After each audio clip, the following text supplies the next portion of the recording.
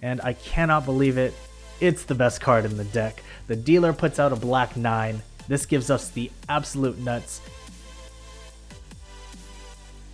Welcome back to the vlog, guys. I recently took a poll asking what stakes you guys want to see me play. Obviously, the majority of you said 3-5, but some of you said 1-2. So that's what we're gonna do today. This one's for you guys. We are going to drop down in stakes and play 1-2, no limit, at Bankers Casino in California. Let's just get into it. Let's hit the felt. This video was created for entertainment purposes only. By no means am I a professional poker player. The following video is not intended to teach nor train, but rather to provide a look into my journey. Please gamble at your own risk. We buy in this game for 200, which is the max, and I'm ready to see some cards fly. First hand to note of this session, we pick up pocket 9s in the big blind, under the gun calls, folds to the cutoff, and he raises to 10. It gets folded to us, and we make the call.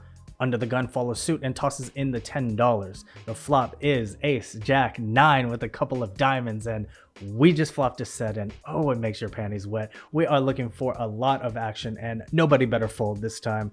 The board screams out, bet me. So when we both check to the pre-flop raiser, he listens and fires out a bet of 42.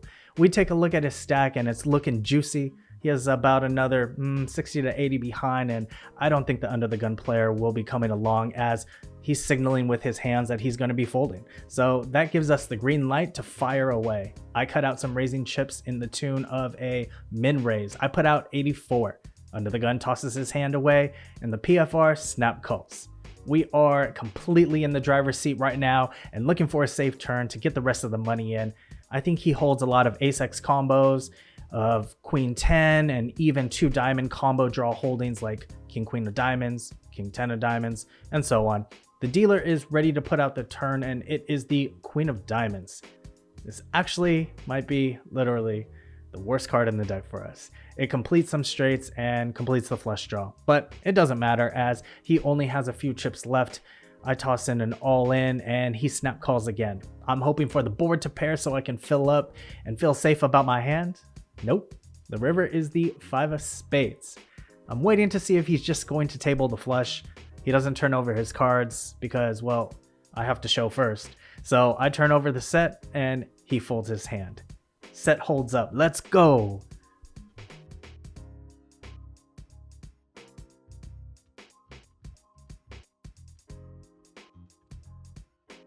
You know what time it is. Let's get into the mystery hand. For those of you who are new to this vlog, we will go over this hand's progression from pre-flop, flop, turn, and river while keeping a hand concealed. You take a guess and type in the comments below what you think the mystery hand is, and we will revisit this hand later in the video and see if you're right. In this hand, we are going to be doing something a little bit different. Normally, the mystery hand is my hand. This time, you are going to be guessing what you think the villain has. Let's get it. We look down at pocket 10s under the gun in a straddled pot. We raise to 10. We get callers from the button, big blind, and straddler. So we're going 4 ways to the flop, which is 9 of diamonds, 4 of hearts, and 3 of diamonds. Big blind and straddler both check, and we bet 22. The button ships it all in for 138. All other players fold, and now we have a decision. What can this man have?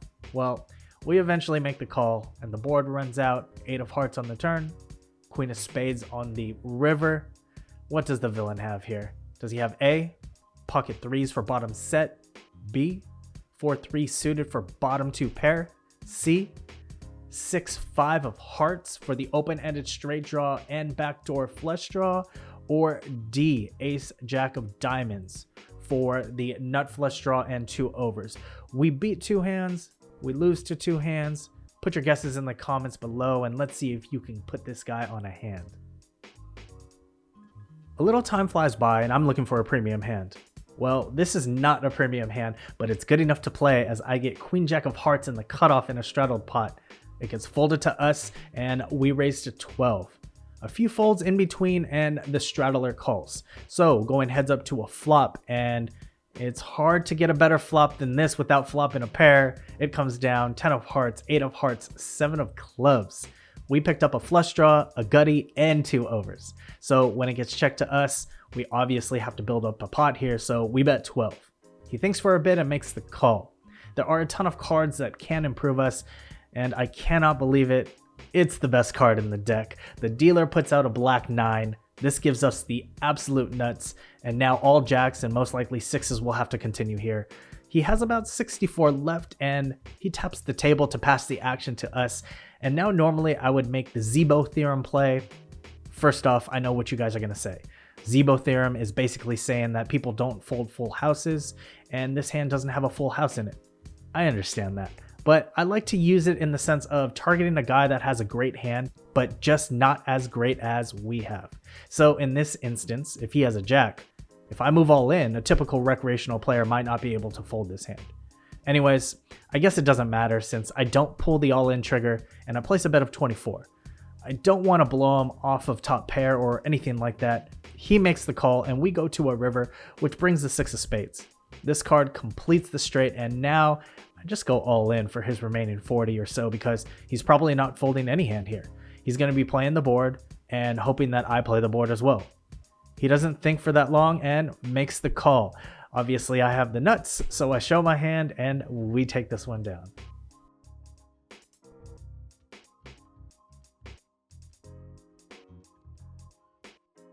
If you guys are liking what you see so far, click on the thumbs up and like this video. And if you want to continue to tag along on my poker journey, then make sure to hit that subscribe button and turn on those notifications so you can get the latest and greatest videos straight hot off the press. We start off this hand with about 350 in front of us and look down at Queen 10 of clubs under the gun in a straddled pot. The game has been pretty wild with all the straddles and we are loving it. We raise to 10. The big blind and straddler both make the call. 3 ways to a flop of 7-6-3 with 2 clubs, giving us a flush draw and 2 overcards to possibly hit a pair later on. Normally you get check 2 in this spot, but the straddler doesn't care about normal. He donk leads into the field for 10. We could raise here, but with such good equity, we kind of want the other guy in the pot since we're looking to make a hand and get paid off.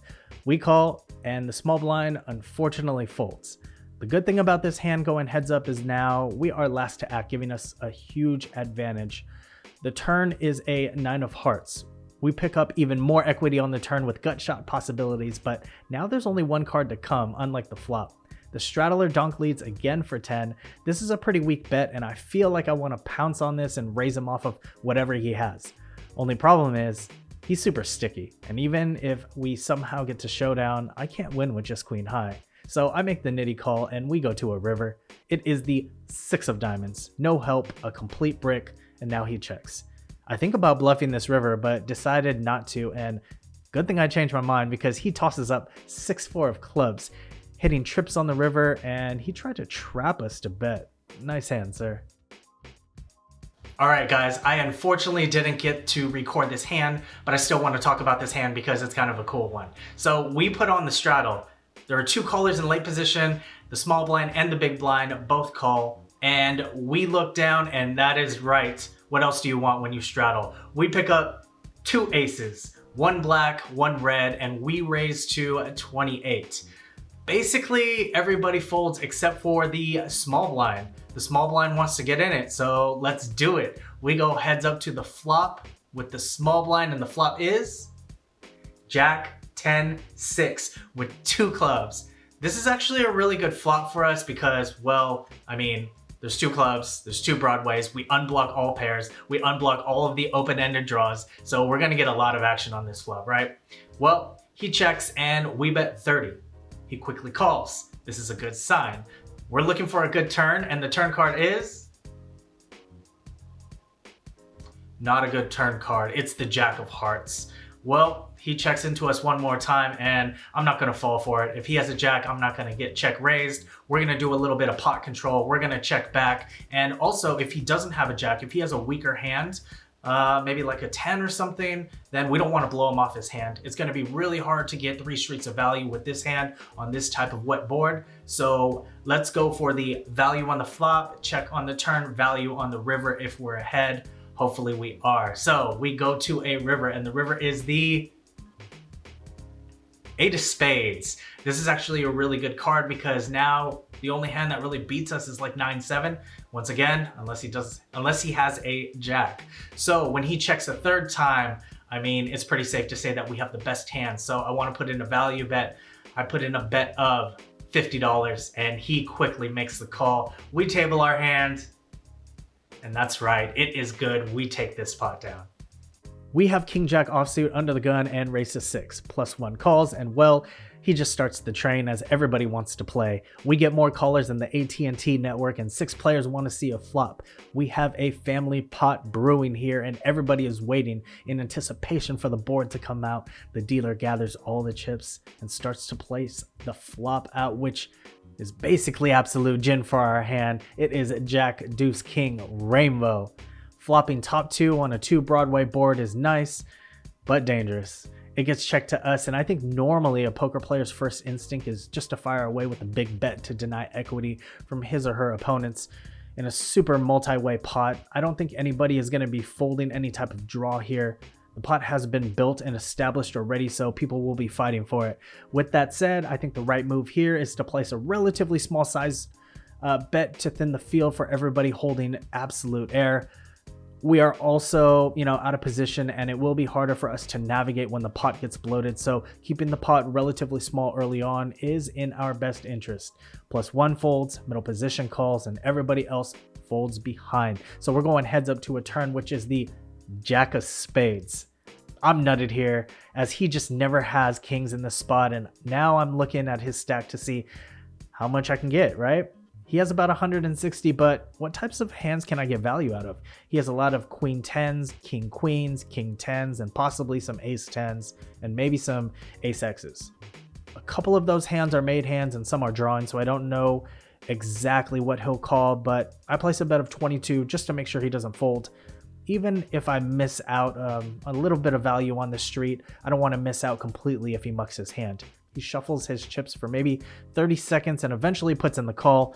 I'm hoping for a good river card, and the river peels off the 10 of diamonds.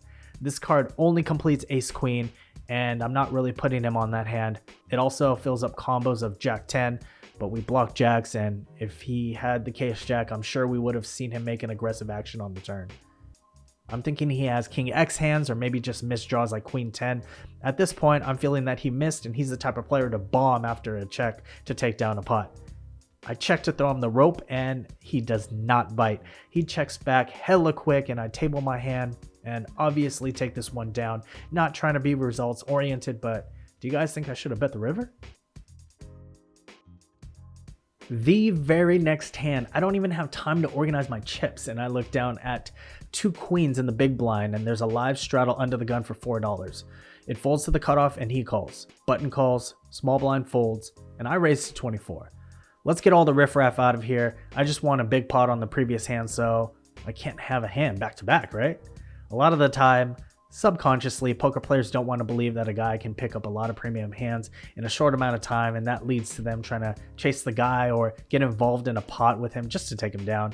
Sometimes betting frequency is a huge tell, but sometimes, they just have the hand, and that's just how it goes. And that's what's going on right now. So straddler folds, cutoff calls, and button folds. We are going heads up to a flop, which is Jack 8 Deuce tries suited. I'm first to act, and this is a great board. Not very many 2-pair combos that he could have here, and there's really only one good straight draw available. If he has any pair, he'll pill one for sure. I fire out 34, and he quickly folds.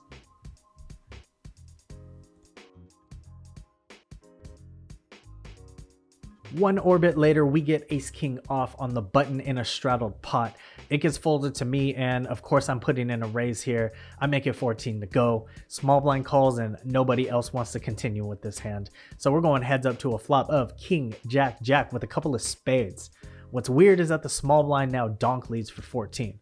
I was actually planning on betting that same amount, so I'm good with it. I make the call. The turn is a super safe card.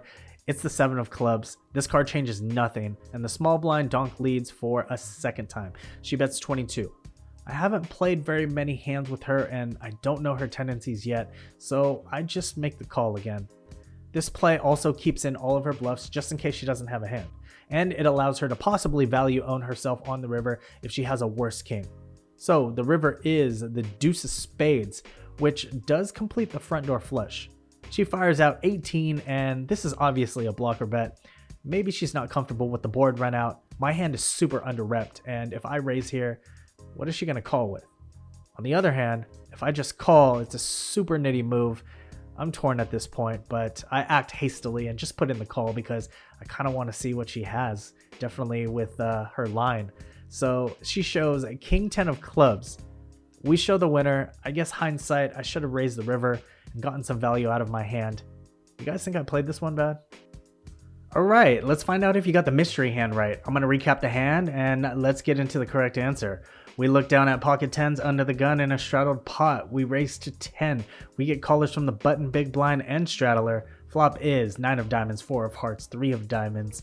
Big blind and straddler both check and we bet 22.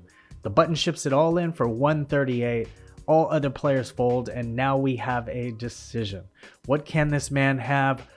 We make the call and the board runs out with the 8 of hearts and queen of spades. The answers, or actually the choices, are A, pocket 3s, B, 4-3, C, 6-5, or D, ace jack. The correct answer is D.